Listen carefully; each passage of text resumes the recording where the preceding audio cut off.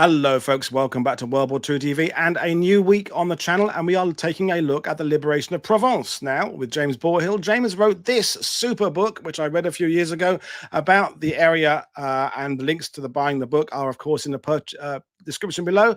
And as I always say, the Allied landings in the Riviera and the ensuing campaign northwards are just too often overlooked. So we are grateful to have James here to talk about it. So good evening, James. How are you today? Good, thanks, Woody. Nice to be back. Thank you.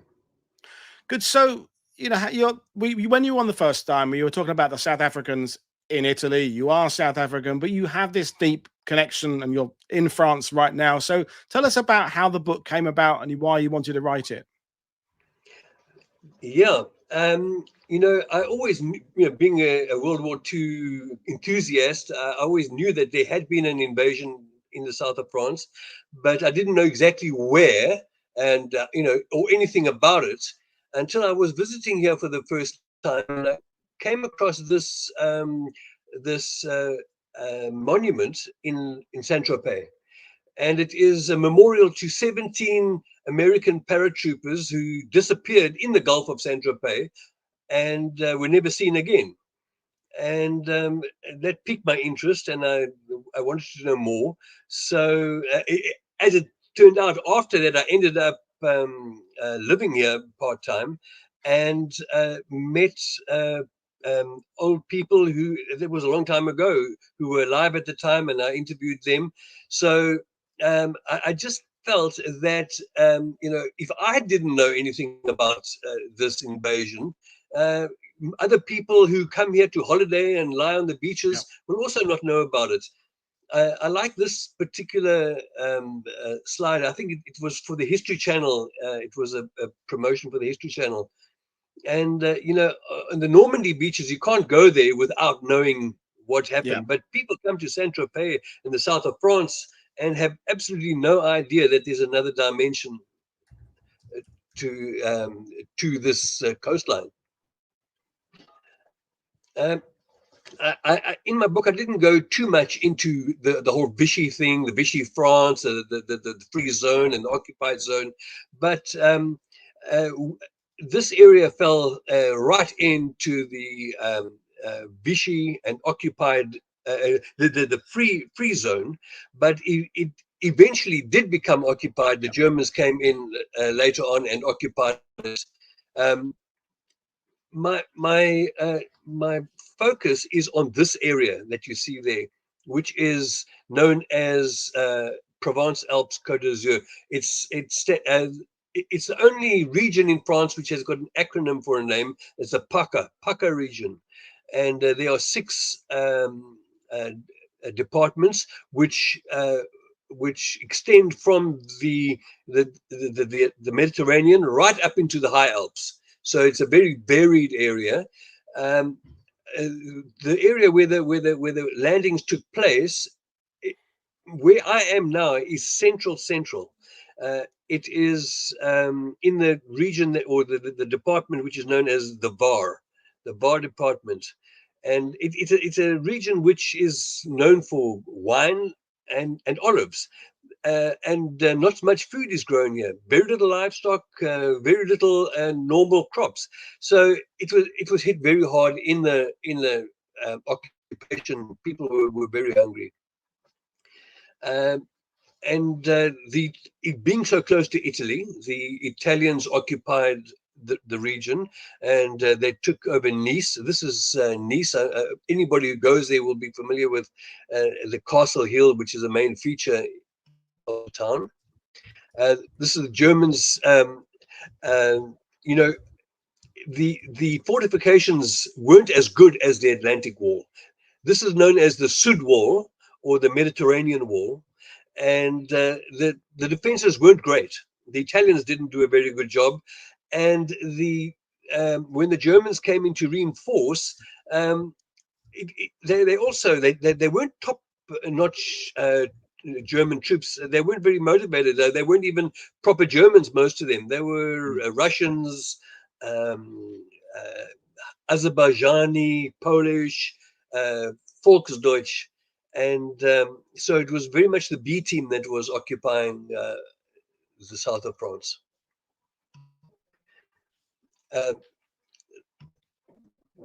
And you in this area, very little armor was seen here. They took it all up to Normandy when the when Normandy invasion happened. All the armor was sent from here up to there, except for one division which was actually very effective, because after the invasion, the Germans retreated rapidly up to the north, and they would have been completely annihilated if it had not been for this 11th Panzer Division. I like these superimposed photographs, the present and the past, and that is the Promenade des Anglais in Nice. It's very much the same as it was then. The same building, same everything, but it was occupied by first the Italians. Sorry to interrupt you a first time, James, but after the landings in Normandy, Overlord, and the de Gaulle makes his proclamation and Paris hears about it, how much of a possibility did the people of this part of France think that something else was going to be happening there? I mean, I think it surprised a lot of people in Britain and America that the Allies had enough might to launch another amphibious landing, 2 months after the first. But what was the kind of the feeling among the French and the occupiers that there was any chance at all whatsoever of a second landing coming in effectively so close to the first? Well, it was the worst kept secret. I mean, for a long time, they knew that it was going to happen. Everybody knew it was going to happen, but they weren't certain of the exact date and they weren't certain of the exact place. But it was going to happen. And then when the Normandy landings happened, 6th of June, the resistance thought, well, this is it. The landing is coming. We've now got the upper hand. So what they call the faux départ is the false start, and a lot of the resistance groups got carried away and rose up and occupied towns and stuff. But it was premature, and they got hammered for that. A lot of arrests, a lot of executions. The title of my book is I thought maybe over the top by calling it The Killing Fields, but it came about as a brainstorming session with the publishers. And, this was a thing that stood out from my research, was the massacres. It was just one massacre after another massacre. And eventually I was thinking, no, I can't write about these one massacre after the other. It's too much. But then, you think, which one do you leave out? Which one can you is less important than another one? So I'm afraid to say I try and cover all the massacres to some extent, and there were many. Yeah. What we're looking at is just a stock photograph of one of these secret missions that came to the area. You had the SOE, the Special Operations Executive, operating here from the earliest days, but they would be a one guy trying to organize the resistance and get them supplied and stuff. But then when the Americans came in the war with their OSS, they sent in these 3-man teams called Jedburghs. I don't know if I've got that pronunciation right, Jedburgh or Jedburgh. Americans say Jedburgh, British say Jedburgh. So it's there we are. Do they? I heard an ex Jedburgh combatant from that time being interviewed on BBC, and he said Jedburgh. Up until then, I was saying Jedburgh.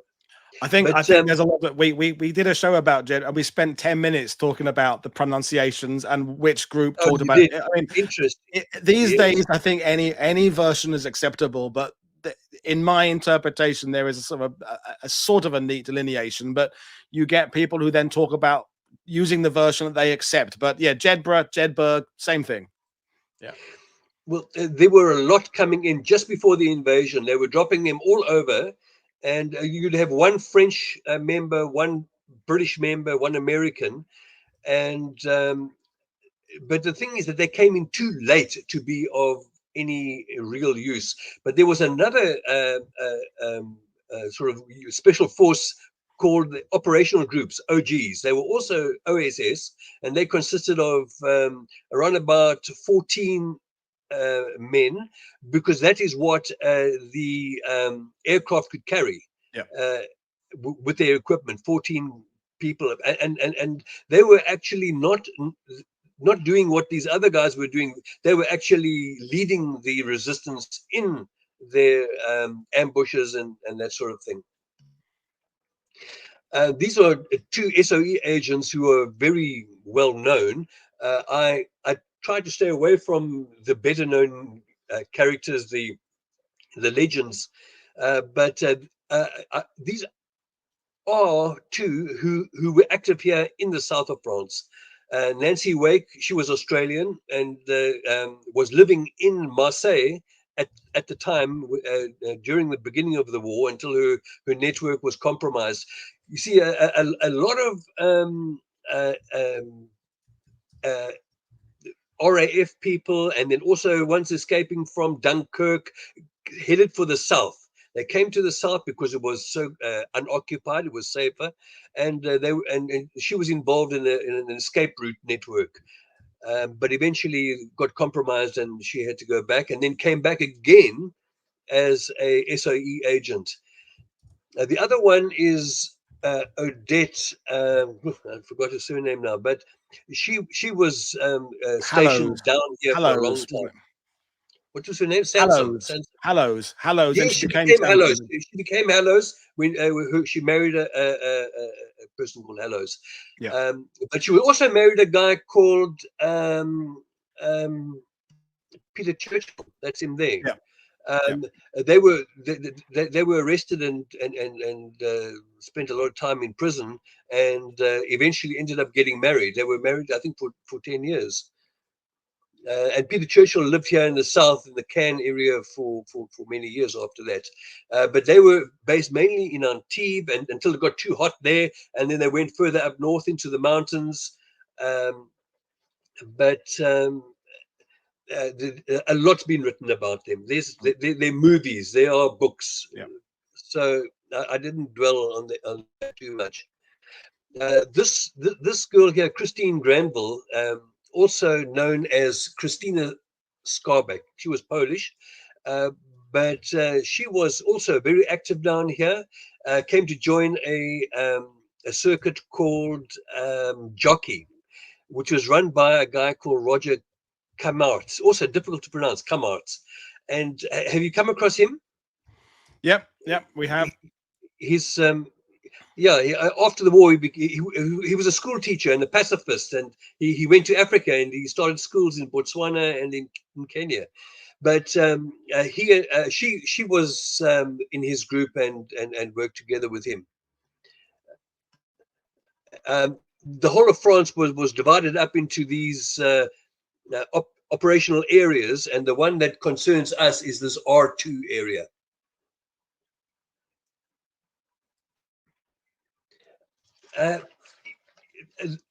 Operation Dragoon was originally the landing in France was Operation Dragoon, and it was originally known as Anvil because it was going to be if Operation Overlord in Normandy was the hammer, then Dragoon would be the anvil on which the German army would be crushed.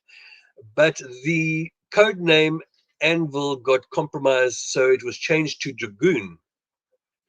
Now, Dragoon, I believe, comes from Winston Churchill saying he was dragooned into this second front or third front or second front in Europe, because he didn't really want to agree to this. But I personally wonder if that is the case, because the capital town in this area is called Dragoon, and if you look at it on a map, the name Dragoon kind of stands out to you, and I'm just wondering if that's where the name came from.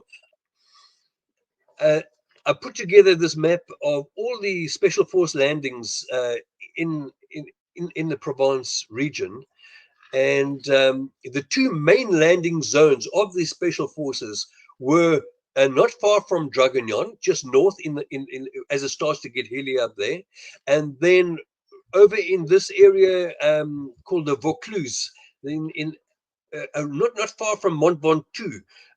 That is, people who know the Tour de France, follow the Tour de France, will know Mont Ventoux. They cycle up there just about every second year.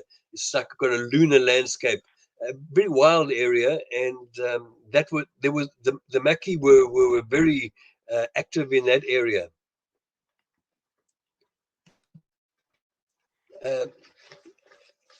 The invasion was preceded by a huge aerial campaign, bombing the bridges particularly. I think the same happened in Normandy. The idea was to isolate the landing zone from elsewhere where reinforcements could come in. This is the river Var, which is just before Nice, and these bridges were incredibly difficult to hit. This B-24 is pictured over Nice, a very, very familiar sight to anybody who flies into the Nice airport, because that's what you see from the air today. But if you go to the Dragoon American Cemetery, it's called the Rhone American Cemetery, you will see a huge amount of names of Air Force personnel. The air war around here is not known, but there were a lot of raids taking place flying up the Rhone Valley. On one day, there were, I think, 6 or 7 B-24s shot down over this area. And of course, the resistance were helping them to hide out until the end of the war and that sort of thing. But there are wreckages to be seen in the sea. Divers go diving on some of these sunken planes, and a Spitfire. I had no idea that some of the American squadrons flew Spitfires, but it was in 2017. People came across a very well preserved wreckage of an American Spitfire. So people were confused, and the only thing that led them to find out what this plane was the parachute harness was American, and then they thought, okay, maybe it's one of those. But those were 2 American Spitfires shot down by one German ace. Lemke was his name, and these pilots, a lot of them belong to this Tuskegee squadron, you know, the African American squadron. Now, this is a beach hut kiosk along the coast, and they were disguised. A lot of them. Sorry, let me put that correctly. It's actually a bunker disguised as a kiosk along the coast. And here's some more of these fortifications around the area, tank traps. And this was the landing zone, the landing beach on the far left of the landing zone at Cavalier-sur-Mer. This was higher up at a place called Agay, just east of here. Also, you couldn't really talk about the air war without mentioning this guy, Antoine de Saint-Exupéry. Have you come across him? He's an author. He's the best-selling author in the French language. He wrote The Little Prince in English. Well, he wrote it in French, but The Little Prince. So he wrote The Little Prince, and he was an aviation pioneer. And he had many crashes, and he had injuries and suffered pain and everything. But he flew with a French squadron based in Corsica, and his mother lived in Grasse, which is also not far from here. And then on the 31st of July, just 2 weeks before the invasion, he went off on a photographic expedition up the Rhone River and was never seen again. And some German pilot claimed that he had shot him down. But in 1998, a fisherman dragged up a bracelet with his wife's name on it, and um, uh, then they found the wreck, and there were no bullet holes in the wreck. So it's one of the great mysteries. It's just off Marseille where they found the wreck, and there were no bullet holes, and it looked like it had dived vertically into the sea. And the theory is that he committed suicide because he was going to be taken off flying operations because of mental and physical health, and they reckon that he crashed into the sea. Wow. Now this is just an overview of the invasion zone, and on the far left was the French, the French commandos landed there. You had 3 American infantry divisions.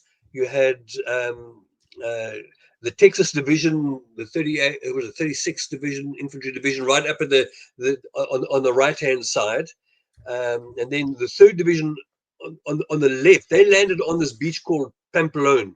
Anybody who comes to Saint-Tropez will know Pampelonne Beach. It's 5 kilometers long and sandy, ideal landing beach. And then, but the key to the invasion zone is these islands that are just off Toulon. There's 3 islands, and they had to be taken. Now they were taken also by a special force known as the First Special Service Force, Yep. also known as the Devil's Brigade, and the French call them something else. But they were a mixture of Canadian and American. It was fairly uneventful. They took that those islands, and they were the far left and the far right were there to protect the flanks. Now on the far right there was an absolute disastrous landing by French naval French Marines landed in a minefield right up at the top here. They're called Rosie Force. They were called Rosie Force. Now they had been highly trained, and they were so motivated. They were landing back on their homeland. They were going to be liberating their homeland, but a minefield had been put there that they didn't know about, and they just about all blew up on this minefield. I think there were 11 killed and 20 something were injured, and they just lay there until they were the injured ones were left there until they were rescued by the Americans after they'd established a beachhead. This was the area where Rosie Force came to grief, and it is commemorated. All these sites are commemorated by the French every year. There's an interesting photograph. Those are the survivors of Rosie Force being marched off up to Grasse, which is quite a long walk, but they were being taken up to Grasse to the headquarters there, and the French resistance tried to free them, and because they weren't very well escorted, they tried to free them, and they were but a lot of them had had enough. I mean, they had been lying there among the dead and dying in the minefield, and they just said to these guys, "Listen, we'd rather become POWs." But a lot did go off with the resistance. But that was one of the more active and proactive operations that the resistance carried out in this area. Now, like Normandy, the invasion was preceded by a parachute drop inland. Now, the parachute drop here centered around 3 villages. Over there is Les Arcs, here is Le Mouille, and that is La Motte. And these were supposed to be the landing zones. Of course, they were dropped far and wide, but it was a combined force. They called it rugby force, and it consisted of American paratroopers, a number of parachute regiments, the 517 and 509, and the British was the second parachute brigade. The first one was the one that landed at Arnhem, right? This is was the second British, called the second independent parachute brigade. And their mission was to liberate Lemui over here and then establish roadblocks. So that's exactly what they did. Same as, Saving Private Ryan, they're out there, cut off, having to establish roadblocks and prevent anybody from getting to the invasion beaches. As it turns out, there wasn't really any much work to be done there. They patrolled, they laid ambushes. There were some serious ambushes that took place. And then the one that's quite famous, because there's a photograph of it, it was a Mercedes staff car, came up from Toulon along the main road, which is the Route Nationale 7. And it was blown off the road. But then the Americans took over this car for their own use. I remember reading that the bottom was full of blood and somebody had to shoot some holes into the floor to drain it. Yeah. But this that was the drop zone, and the drop zone was around these three towns here: La Motte, Les Arcs, and Lemui. You can see that it's inland from Saint-Tropez. Saint-Tropez is down here. Yeah. But a lot landed in all these towns 30 kilometers away, 30 kilometers to the north, in very hilly country. They were scattered, and they had to make their way to the concentration zone 30 kilometers away. A lot of them only pitched up 3 days later, but they were also carrying out ambushes along the way. And some who landed right up here near Cannes, I think they only rejoined their people like a week or two later after it was all over. But when I started my talk about these 17 who fell into the Gulf of Saint-Tropez, that was down here. They were unlucky because they were obviously dropped too far off, because no sign of them has ever been found. But others landed with their feet in the water. And when they bumped into the resistance there, they said, where are we? Are we at Lemui? He said, no, you're in Saint-Tropez. So they look on their map and they see Saint-Tropez. So they started the war from right there where they were, and they went into Saint-Tropez and liberated that. Saint-Tropez was right in the middle of the invasion zone, and it had been quite badly damaged. But there were not many defenders there, and with the help of the resistance, I think there were about 2 or 3 American casualties in taking Saint-Tropez. If I recall, James, there were some glider crashes, weren't there? I mean, whenever an airborne uses gliders, there's always casualties. Yes. If I recall, there was quite a few notable glider crashes. Yes. I actually think I wrote down the number of casualties. There were quite a few American casualties from glider crashes, because that's what it looks like today, and that's what it looked like at the time. Yeah. They put in these poles and they call them Rommel's asparagus. But the resistance knew about the invasion happening the next day. They had been warned on BBC radio, in code, that the invasion was going to happen. And so they sprang into action, and one of the groups, their job was to go and try and clear all these poles. But I did write down how many. The British suffered a very, very few, 52. There were 434 American casualties in this task force. They called it the First Airborne Task Force, Operation Rugby. But the combined British and American task force was called First Airborne Task Force. And the reason why it was not a division was because it consisted only of about 14,000 men, which is a division would be a bit more than that. They would be close to 20,000. So these were not quite a division. Consisted of around about only 9,000 American paratroopers and about 4,000 somewhere British paratroopers.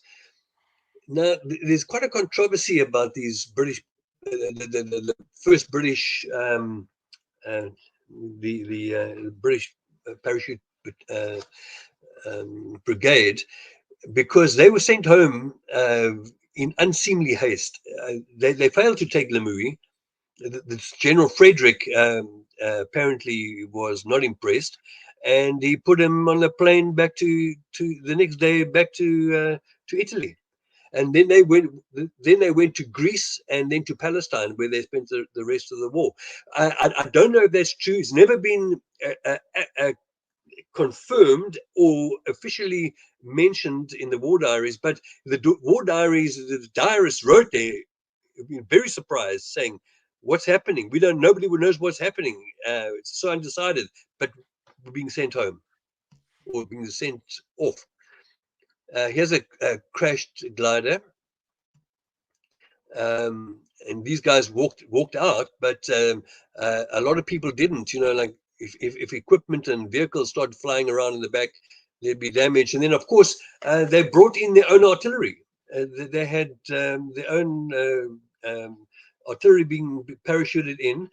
The toughest town to capture of those three was Les Arcs. There was quite a fight for Les Arcs, and they called it the Battle of the Alamo because they were cut off. The Americans were cut off in there, and there was nobody to come and rescue them until after these guys had come down, the many hundreds who had been dropped way away from the drop zone, once they got in and they were able to come and reinforce those in Les Arcs. These are prisoners being escorted through that area by American parachutists, and this farm, Le Mitan sits right in the middle of this dropping zone, and it's actually a farm, not a village, but it was the first area to be liberated from the air, and General Frederick set up his command post there, and there's a plaque there saying here's his command post. There was the first aid post. And every year there is a big ceremony there.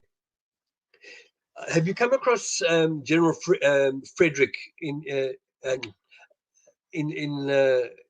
previous shows? Yeah, we've covered him. Yeah. Yeah, he was highly decorated, very young, very dynamic, and apparently been wounded. I don't know how many Purple Hearts did he have? 8 Purple Hearts. But he was in charge of the first Airborne Task Force. This is Le Mitan, where the plaque and everything is, and you can see in the picture on the right. These are reenactors who assemble there every year.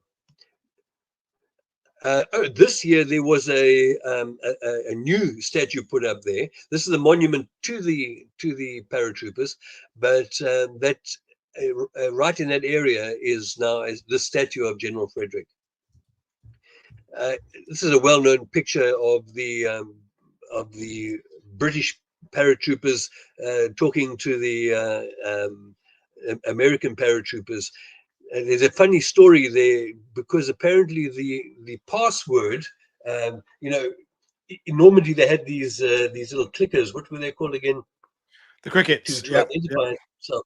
But on this operation, the password was apparently Billy, and then the counter password was the kid. And one British guy couldn't remember the password, so the American says to him, Billy. He says, I can't remember it, but it's some fucking cowboy. One of the groups that landed off course, a whole plane load, landed in a town called Tanneron, overlooking the town, overlooking Cannes almost. And this woman arrived to escort them out of there. She was quite interesting in that she some say she was a resistant, some say she was a collaborator, but she was from a wealthy American family and living grass area, and when she heard that these Americans were now stranded in Tanneron, she went up there and she led them back down to the beaches. And then after that, she joined General Frederick's staff as an assistant. Just to re-look at the invasion zone, you can see that once Operation Dragoon lasted 3 days. The main objective was the town of Dragoon. That was the headquarters, and they had reached that. They'd reached their objectives within 3 days, and then they branched out. They fanned out in 3 different directions. The first airborne task force went up towards the Italian border, to Nice and the Italian border. The others went to liberate Toulon and Marseille, and then turned north up the Rhone Valley. Now, I've got some pictures of the landing craft. If you go back to that picture there, San Rafael was the only town where they met fierce resistance, and they couldn't land there. So what they did was they just in midstream just changed their objective, and they landed much further towards the east up, and then came in along the road. Came in from the road, which I thought was, most military people kind of like stick to the plan, but the general here decided, no, it's too difficult to stick to that plan. So he changed it and then came in by the road. And there was a place called Dramont, just towards the east of San Rafael. And if you go there today, you see some of these landing craft. And or one anyway. One of these landing craft is there on display, and they have a big ceremony there every year. As far as I know, there were very few casualties on the beaches, but this was Pamplona Beach, not at all like Omaha Beach, where it was just covered with casualties. This was quite an unusual sight there, but Pamplona Beach today is famous for the rich and famous, and there is a club there called Club 55, 55, which is where Brigitte Bardot, she's famous for having filmed that movie called And God Created Women. But right there is a street called Avenue Alexander Patch, General Patch. General Alexander Patch was overall command of this landing, the American 7th Army. He was in overall command, and they called him Sandy Patch. This was typical of the fortifications there that the Italians put in, as you can see, and nothing really all that daunting. Saint Maxime, which is my closest coastal town, just down the road here, also not much happened there. They went straight inland and they joined up with the paratroopers within just a few hours. But it's one of those things, James. I think all of us, even amateur historians, we kind of measure amphibious landings by those first moments, those first hours on the beaches, and if that was okay, we kind of mark down the rest of the invasion as being okay. And as you're explaining, just because the landing can be really good doesn't mean that the fighting later on stays that way. You can have a good landing and a bad campaign, or a bad landing and a good campaign. It's that, I think we have this frame of reference that it's those first few minutes of an invasion dictate it, but it doesn't always. Yeah. I think maybe the reason why this is known as the forgotten campaign is because it went so well. And the reason why it went so well was because of the logistics.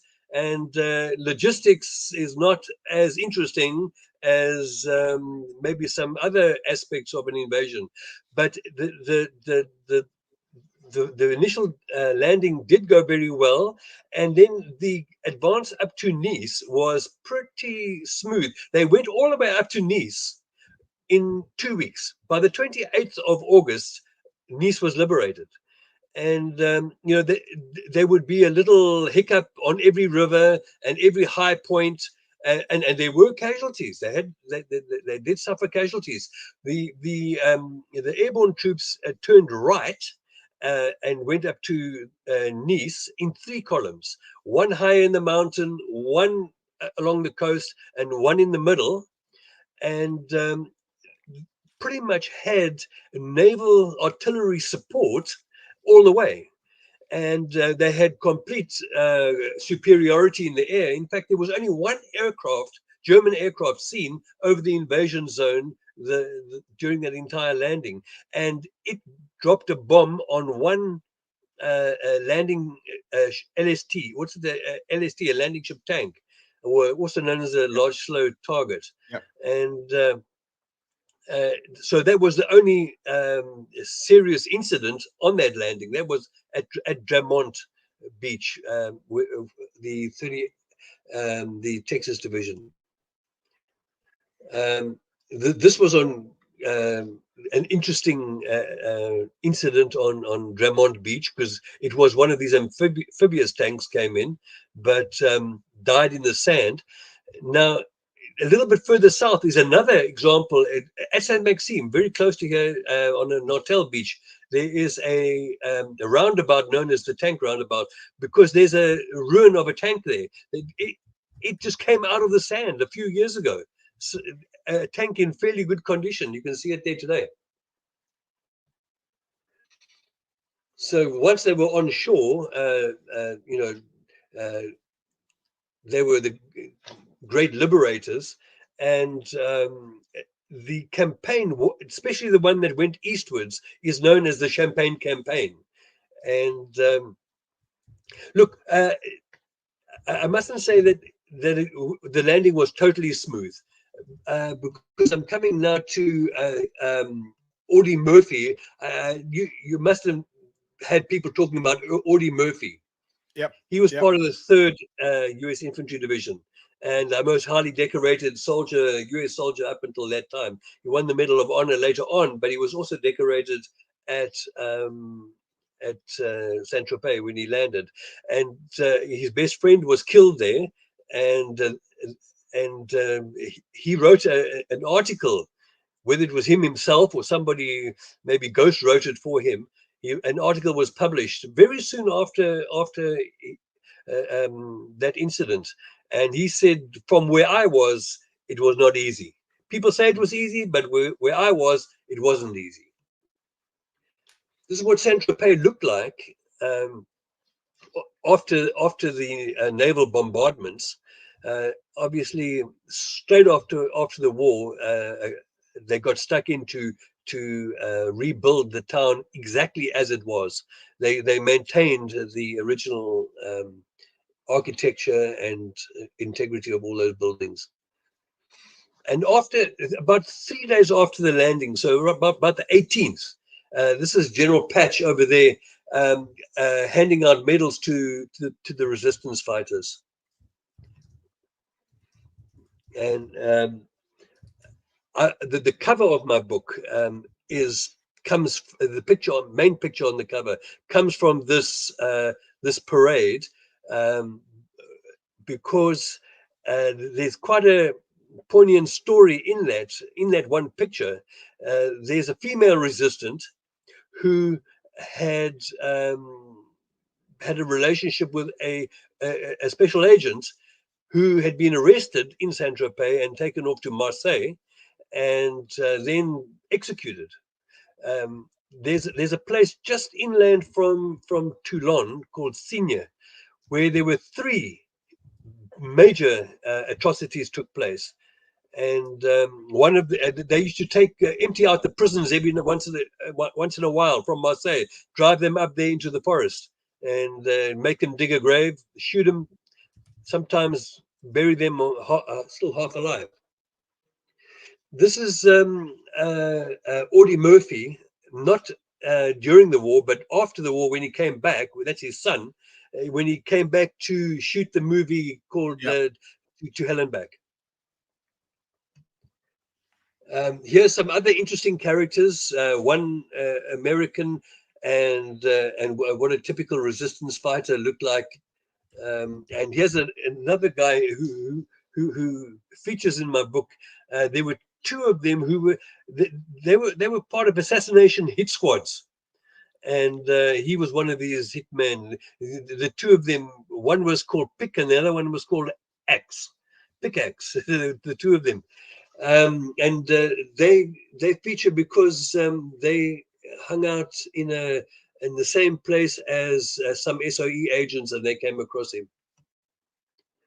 Now, after that landing, as I said, they branched out in various directions: east, west, north. This is mainly showing the northernmost drive up the Rhone Valley. And by this stage, the German army was in full retreat, and they were hampered along the way because of the bridges were blown, and they were having to travel at night. But what the Americans tried to do was to cut them off at the pass. So they sent up this task force called the Task Force Butler. They called it Task Force Butler. It's a bit like they've likened it to a blitzkrieg type of combination of all arms, or in the British Army they used to call it a jock column, but it was a small group sent up to go and block off the 19th Army, but they didn't get there in time. They just caught the tail end, and at a place called Monte Lima, they really wrecked the German convoys. But it was this tank division, this 11th Panzer Division, that managed to extricate the German army. If it wasn't for that, the entire 19th Army would have been cut off. I've got so many pictures. Must have been a lot of press corps photographers attached to this advance to the north, because there are a lot of photographs of people on the move, military on the move. These actually look like Algerian forces. They were wearing American uniforms, but the French Army B, which landed the same time, they were called the French Army B in the beginning, and they were the ones who liberated Toulon and Marseille. Now, what's interesting is that Marseille, Toulon, and Nice were all liberated on the same day, the 28th of August. It wasn't the intention. They wanted to take Toulon, but the resistance in Marseille rose up prematurely, so Americans had to come to their aid. But it was actually the French Army B, which consisted mainly of colonial troops, Moroccans, Algerians, and also French armor, quite a few French tanks. Not all, modern tanks. They had a lot of these Stuart tanks, light tanks, and quite a few of them came to grief. A lot of them. But here is a Sherman liberating one of the towns on the way to Toulon, I think, near Toulon. Here's a few pictures of dead tanks on the road. So it wasn't all plain sailing. That's an A-10 tank destroyer crossing the Durance River, going up with, I think this is part of Task Force Butler, going to try and cut off the fleeing army. A kid sitting on one of those tank destroyers.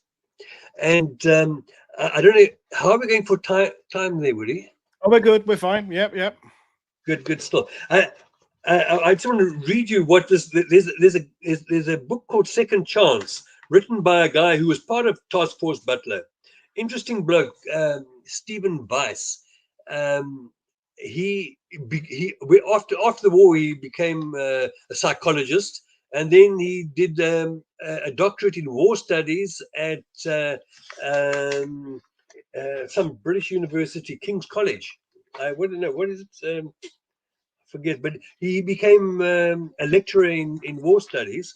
But he wrote this book, Second Chance, because he had a breakdown and deserted, and then he was given a second chance. But he wrote about what it was like to be on the move, going up and liberating all these towns. He says, if we pause for a moment's respite, our shirts bathed in sweat and covered with dust, our mouths parched with thirst, they would run to greet us, arms outstretched, tears of joy streaming down their cheeks.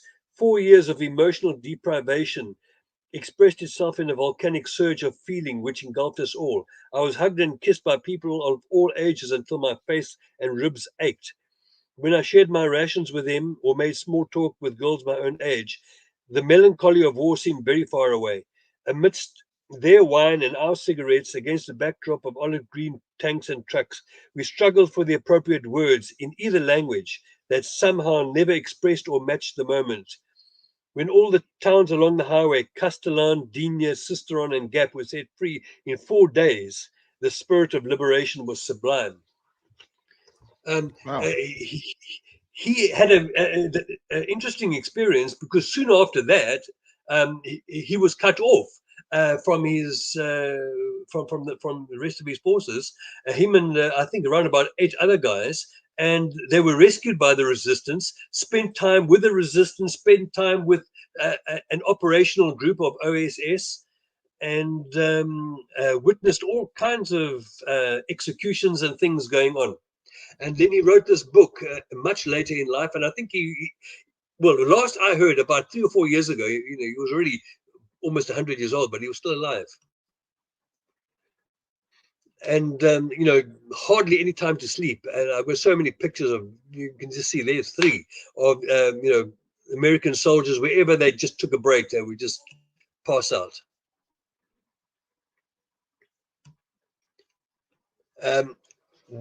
What would happen was the resistance waited until the Allied forces were just outside the town.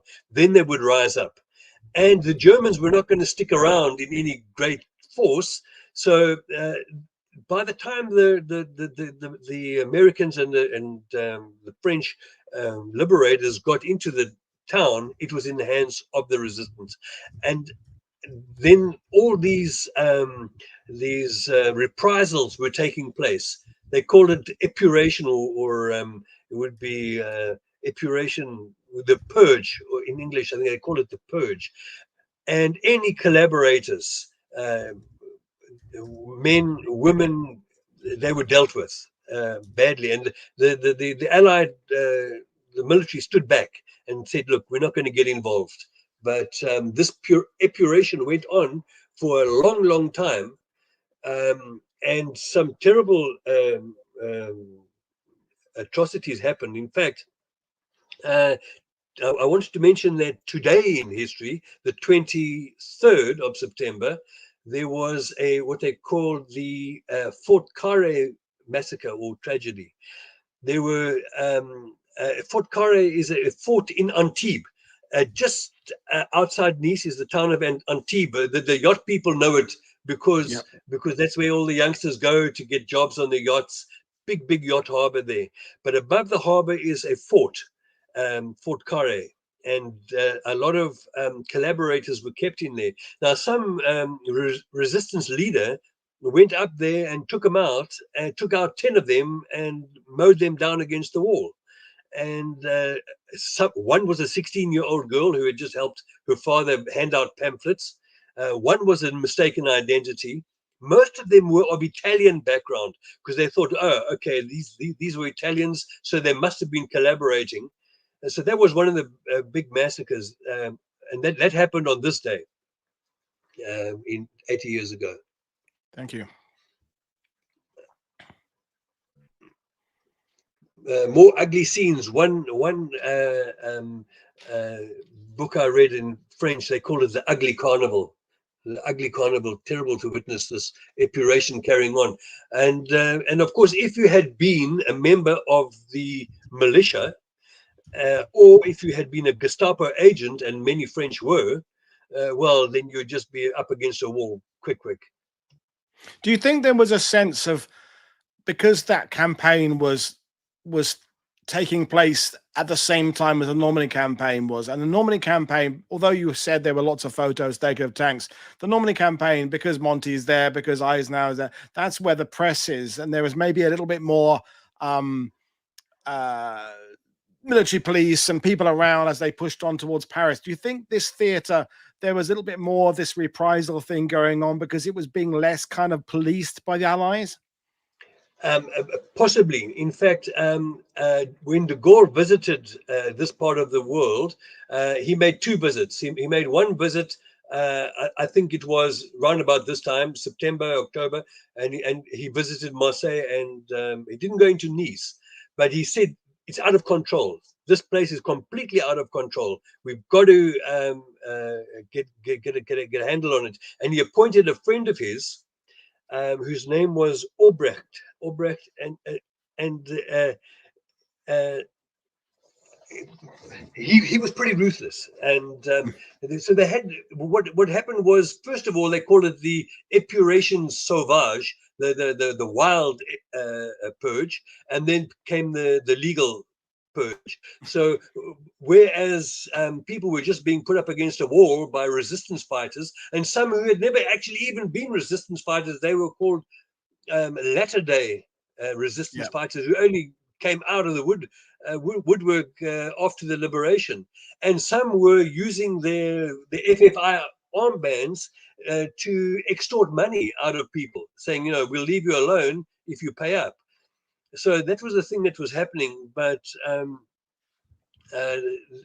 when de Gaulle appointed somebody to take care of the legal aspects, things quietened down quite a bit.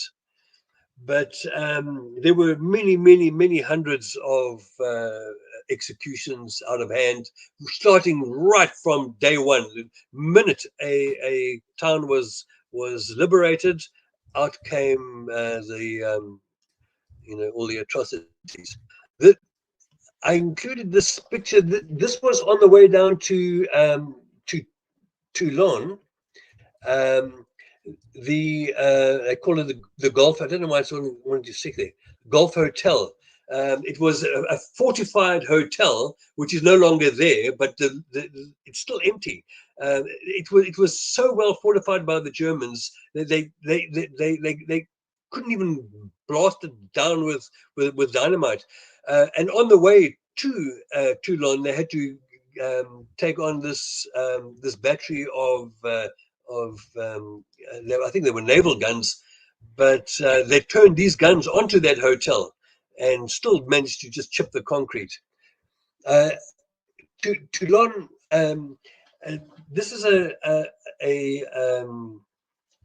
I'm jumping around a lot. In fact, it was very difficult to write this book because so many things happened simultaneously.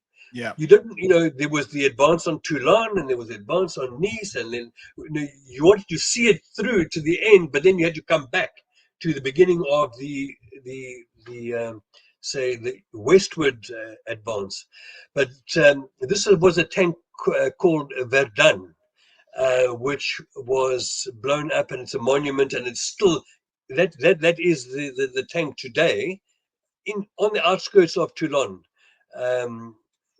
And it's right there outside, just off the highway, the main A8. No, not the A8. It's 57 highway. And there's a big Carrefour supermarket and an IKEA right near there. But you can follow the route that the liberators took when they went into Toulon. This was there was a little bit of street fighting going on in Marseille, but the biggest battle took place where the naval guns were at the end of a peninsula, and there the decided they were going to fight till they had orders to fight till the last man in the last round, and a lot of them did. But the town itself was liberated by the resistance. Nice as well. What happened with Nice was the Allied armies, the Americans stopped at the river Var on the 27th of August, and then the resistance decided to rise up slightly prematurely, and they nearly couldn't hang on all night. It was tough. Somebody wrote it was exuberance and then despair and then relief, something like that.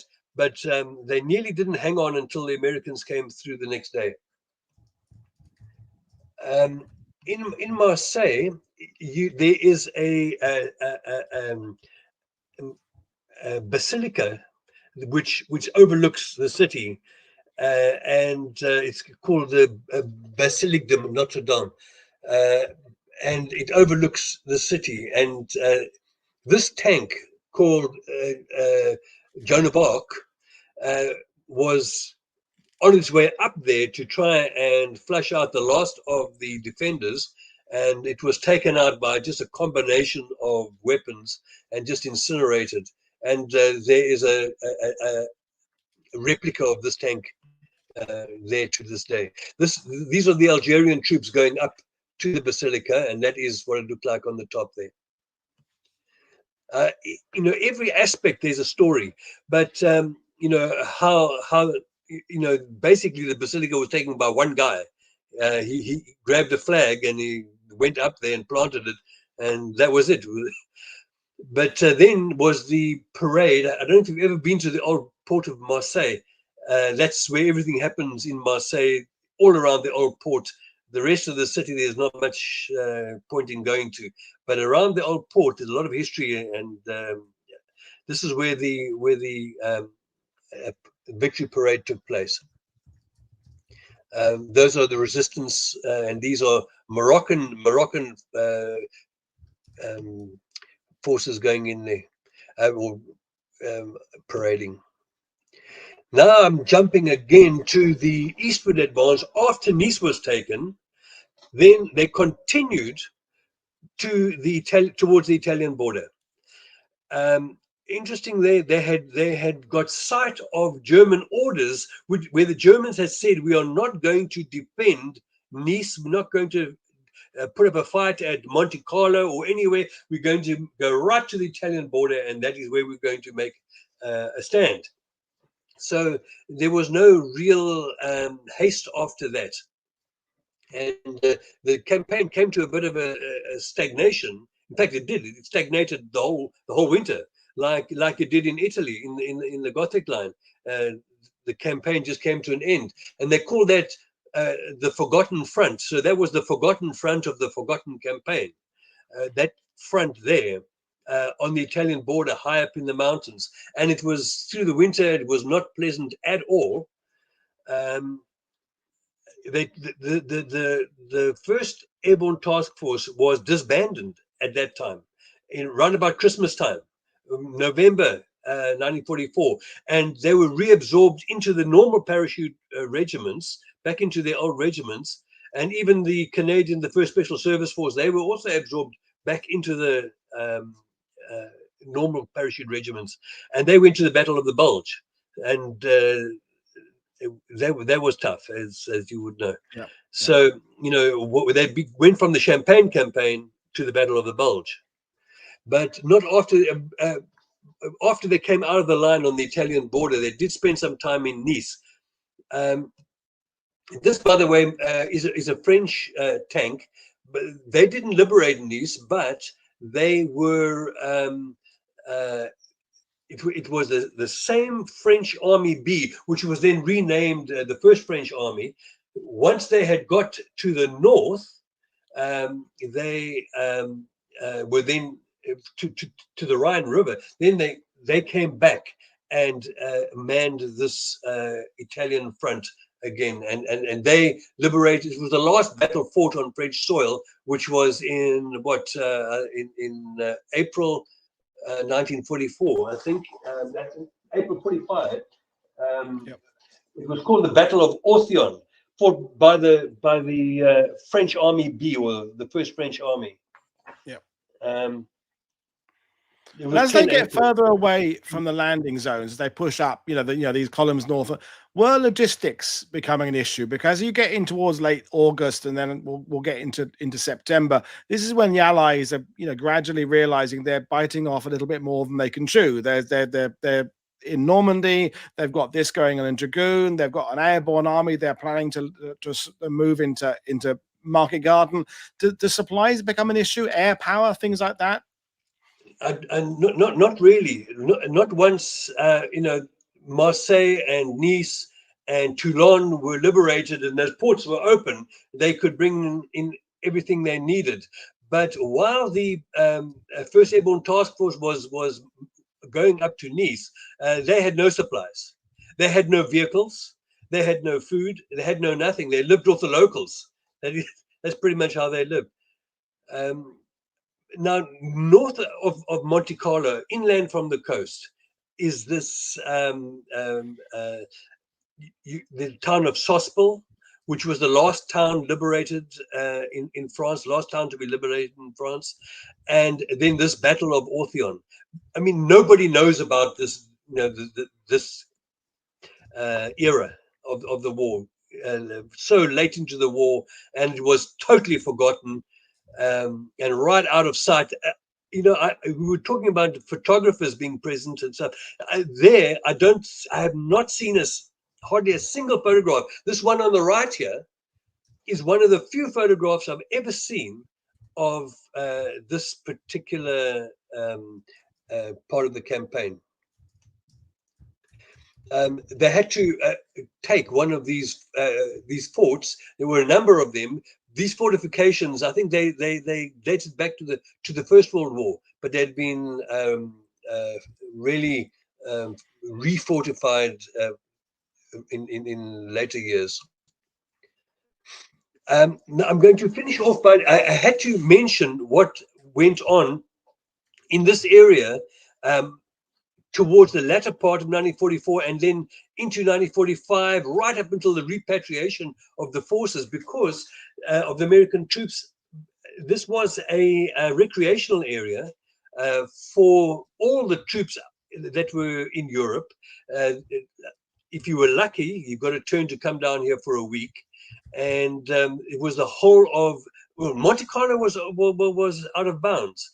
But Nice was, as they say, it says off limits to officers. So that was enlisted men only. Cannes was for officers, and then Antibes and Juan-les-Pins was for women and nurses and wax. And everything I think there were 26 hotels requisitioned for their use. They had the run of Nice. They had every kind of show, movies, sport laid on for them, free beer, free Coke, and tours organized up to Grasse, and I mean, they were really looked after. So Nice was like the first prize if you could get to go there. Here's a picture of this this hotel as it was then and as it is now. Hardly changed at all, but right there on the promenade, this was I think they called it the Red Cross Club. Does it say there? Yeah, American Red Cross. And that was like the center, but they had an American shopping center where you could buy American goods. And it was just like a little America, but there were never more than about, I think, 20,000 Americans on leave in Nice at any one time. That's what they could accommodate. This is the Negresco Hotel, still the same as it always was. Here in Antibes, these were officers. So the Air Force, they were in Antibes. Now, in Nice, you had the enlisted men, and I was told that if you wore paratroopers' boots, then you were bound to get the girl. And the other thing that was quite interesting, there's a picture of a girl in a bikini. It was very rare in those days to see a bikini, especially not in America. They were still wearing these swimsuits with the little skirts in front. And the French were already onto the bikinis, the two-piece. Life magazine did a shoot in that area using a French girl and an American soldier called Jimmy Stewart, but he was not the Jimmy Stewart that we know from Hollywood. He was another Jimmy Stewart, and they did this here they're sitting on Castle Hill overlooking the promenade, and then next picture is as it is today from the same view. And pretty much that is what people do on the promenade today. Those benches, there might be new benches, but they're in the same place, and the people doing the same as they did then. Roller skating, walking on the promenade. This is Glenn Miller. His band came to perform there, but he was already dead. Glenn Miller. His plane crashed between Christmas and New Year in 1944, and disappeared into the sea. Nobody really knows what happened to him, but his band performed in the recreational area. Here's Jimmy Stewart again, and this girl, what was her name? Josette. Life actually did a follow-up on the two of them a few years later to see where they'd got to. And she had won some beauty competition, and he'd gone back to his hometown, just lived out his life in obscurity. But when these pictures came out in Life magazine, apparently they made huge waves in his hometown, especially with his girlfriend. But that is what the Nice beach waterfront looks like. Pebbles, all pebbles. But it's interesting that those kind of photos that ended up in the public psyche, you know, Life magazine, we forget now because we live in an internet world how important newspaper images, like how important radio broadcasts were. But for the Americans back home, what was in Life magazine, in a sense, completely dictated what their vision of a campaign was. So, you know, you had things later in the war, like the flag raising on Iwo Jima and what have you, but photos of GIs and girls in bikinis in Nice would give a very odd reflection of that campaign, when at the same time in the same magazine you might see something of, I don't know, the tragedy, the uprising in Warsaw or something like that. It can really affect people's perception. Yeah, definitely. On the other complete opposite end of the spectrum to the recreational area around Nice, you had the staging camp at Marseille, known as Delta Base, because you know the Rhone River, when it goes into the Med, it forms a delta, and that is where the staging camp was for all the troops coming out of Europe. Yeah. And they were there, some of them were there for a year in the most horrible conditions, because it was hot and dusty, you know, when that mistral that blows there. Yeah. And here, it just blew up dust, and then they tried to keep the dust down by spraying diesel onto the ground. This was one of the bigger camps, they called Camp Callas. And that big boulevard down the middle was known as Tokyo Road, or the Great Tokyo Road, because, you know, theoretically the war was still on in the east, and they thought they might be sent there, and they were waiting to be sent home, and they would have points. They would gather points. Those who had the highest points would be sent home first. You know, if you had been in for longer, if you were married, if you had been heavy combat, if you'd been wounded, you got more points and you got sent home first. But some were they languished there and outside Marseille. It's an area which is 100 kilometers, 100 square kilometers, I'd say, from Arles on the one side to Marseille and up to Aix-en-Provence. A huge area, and there were about 5 different camps. 4 or 5 different camps, plus a big German prisoner of war camp, and what they called a disciplinary training camp, detention barracks. And apparently they were far worse treated than the prisoners of war. The prisoners of war, they were put to work. They were put to work in the bakeries. They were put to work packing up the equipment to send it home. One of the camps had a vehicle park. As far as the eye could see, was just vehicles, jeeps, trucks, and they auctioned them off. And you must have seen them in Normandy all the time. There's a number of vehicles that there are in France, and I think it's because they were left here. They were left here. They were auctioned off here. They were restored here, and that is why there are. You see so many American, World War II vintage vehicles around here. I'm going to finish off with this Roan American cemetery, which is not far from where I am at Dragoon. The stats there are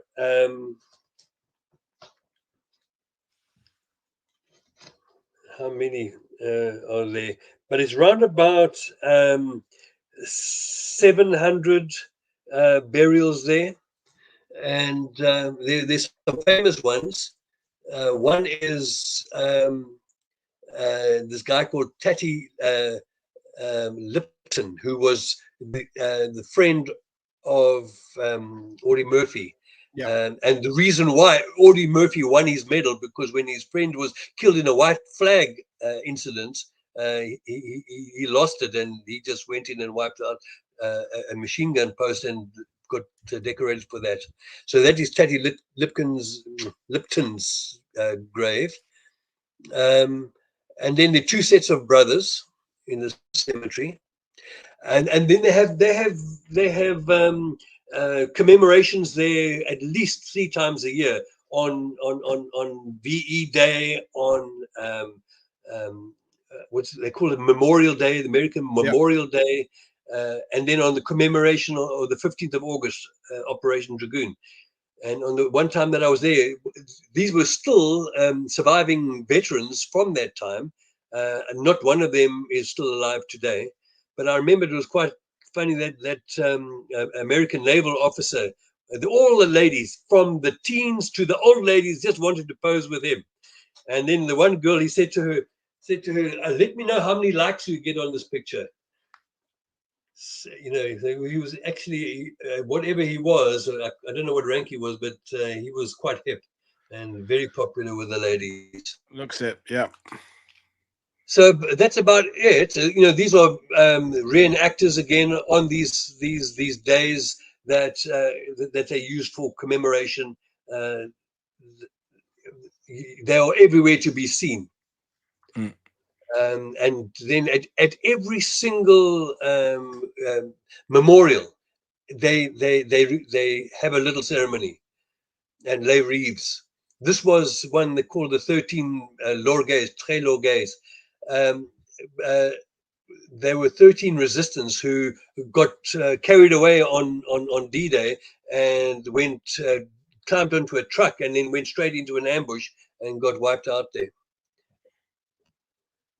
And just to finish off, a picture of what you see from an aircraft overlooking Nice. It's exactly the same. The wing might look different, but that's what you see when you come to Nice today. And that will be it.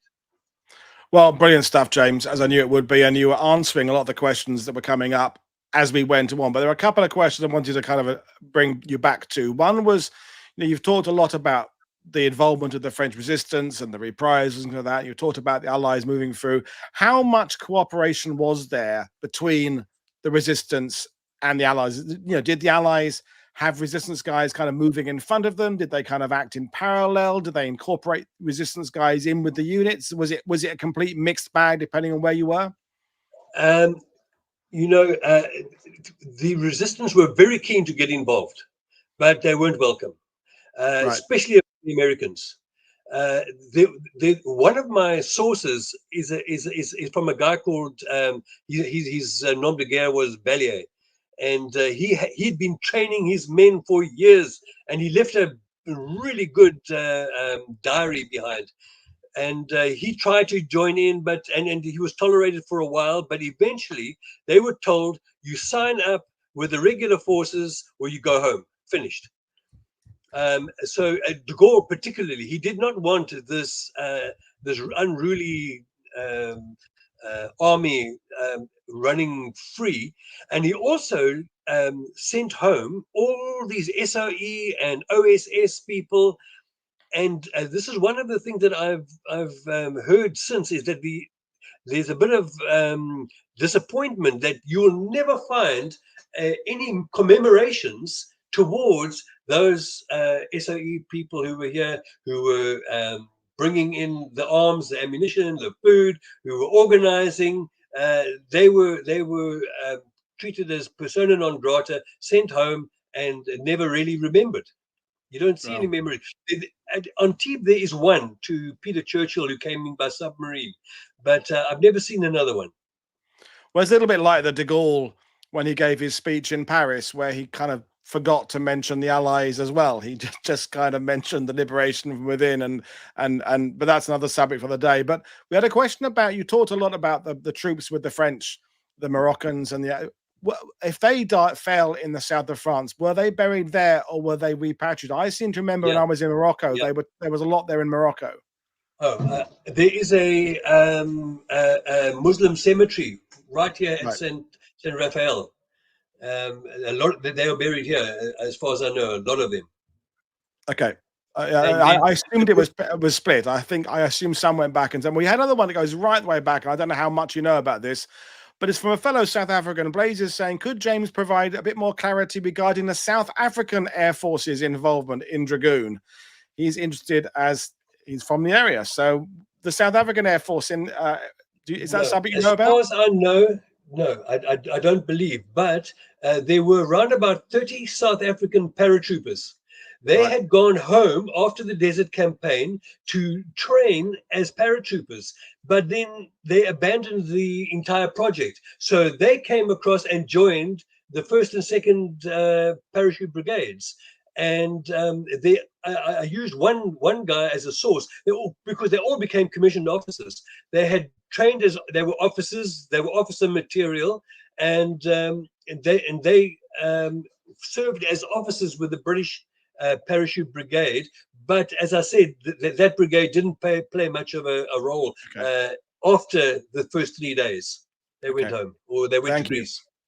Well, we will leave things there. We've had an unusual couple of requests coming at the end, and people are asking you. Banana Brooks is saying, can James sign off in Afrikaans? And Mega Rebel 100 said, can you say something? Can you sign off in Afrikaans? I mean, I don't think we've had any Afrikaans, except you mentioned wie is banana?